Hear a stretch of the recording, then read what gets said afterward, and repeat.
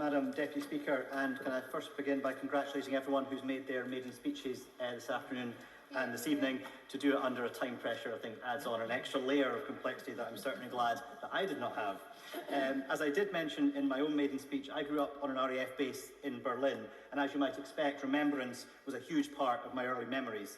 And those services always included veterans from the World Wars, but also from Korea, where my own grandfather served, the Falklands, and from the violence in Northern Ireland. During the election campaign, I was not surprised by the scale of the veteran community within my own constituency of Dunfermline and Dollar. The area has a strong naval tradition, and the rest of Fife a strong presence from the RAF, the Army, and other units.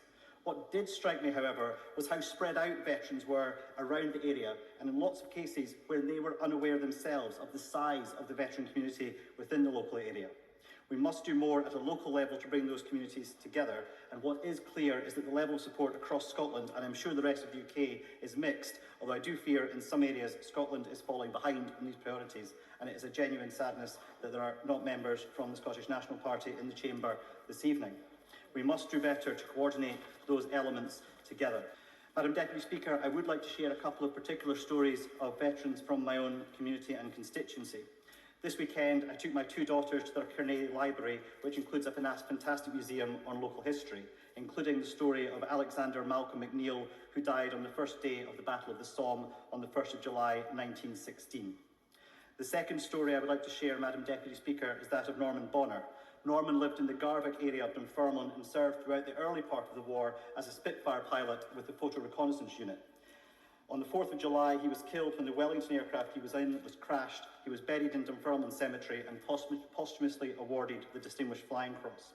I was pleased to recently meet with some of the team behind the restoration of Spitfire AA810, referred to by the Honourable Member earlier on, which was flown by Norman Bonner, and I hope to we can recognise those efforts by having a specific memorial to the sacrifices of the Photo Reconnaissance Unit. Madam Deputy Speaker, I would like to close by mentioning, as an Honourable Member did earlier on, about how we make sure we recognise those veterans who are not always immediately in our thoughts. I'm currently reading the book The Lion Above the Door by Anjali Rao with my 10-year-old daughter Hannah.